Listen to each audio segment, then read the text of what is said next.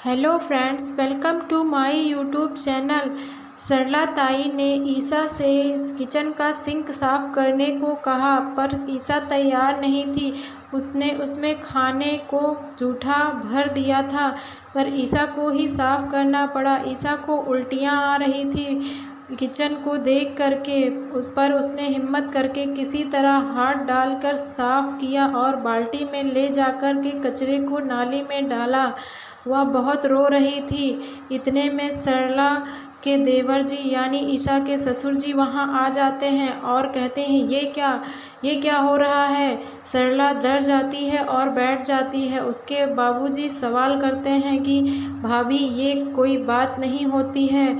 ईशा के साथ आप गलत व्यवहार कर रही हैं। आपने इसे घर की बहू माना है, फिर इसके साथ ये गैरों जैसा व्यवहार क्यों कर रही हैं आप। तो सरला कहती है, देवर जी आप गलत समझ रहे हैं, मैंने ईशा को अपनी बहू नहीं माना है। तो उनके ससुर जी कहते हैं, आपने पहली रस्म पूरी कर ली है, इसलिए ईशा ही इस घर की बहू है और आप ये बात मान चुकी हैं। तब सब लोग मान जाते हैं और ईशा के ससुर बोलते हैं कि देखो, अब मैं जो कहूँगा वही होगा। ईशा इस घर की बहू है, तो उसके नाते उसे मंदिर जाना चाहिए, गुरु माता के मंदिर, हमारे मंदिर, जहाँ उसको आशीर्वाद मिलेगा। तो अगली रस्म है जिसे आपको भी निभाना पड़ेगा भाभी जी। तब वो वहाँ से चले जाते हैं इतना कह कर के। उसके बाद ईशा अपने कमरे में जाती है और वहाँ साड़ियाँ देखने लगती है, पर उसे कोई भी साड़ी पसंद नहीं आती है, क्योंकि मंदिर में तो लाल जोड़े में जाया जाता है।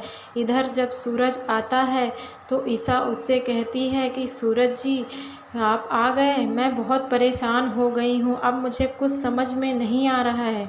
जी हाँ दोस्तों, आगे के एपिसोड में आप देखेंगे कि ईशा सूरज से कहती है कि क्या आप मेरे लिए साड़ी ला देंगे। और तो सूरज कहता है, ये क्या बात हुई।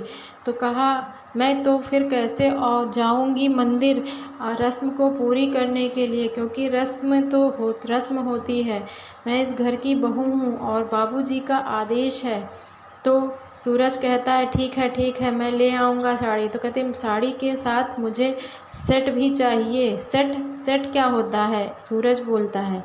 कहता है, साड़ी के साथ चूड़ियाँ और बिंदी, लिपस्टिक, ये सब भी मुझे चाहिए। तब सूरज कहता है कि ठीक है। इतने में ईशा फंस जाती है और साड़ी से गिरने लगती। तब तक सूरज उसे रोक लेता है और फिर उसे समझाकर वहाँ से चला जाता है। इधर काव्या आरंभ के लिए तैयारी करती है। उसकी पहले की खड़ी हुई फ़ोटो जब वो चल लेता था, आरंभ देख करके बहुत खुश हो जाता है।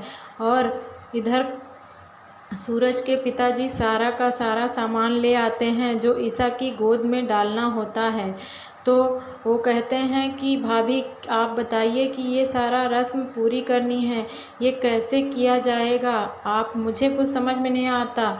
इधर सूरज ईशा के लिए छुपा करके साड़ी ले आता है। वो ईशा देखती है तो साड़ी देखकर बहुत खुश हो जाती, कहती है, कितनी सुंदर साड़ी है सूरज जी।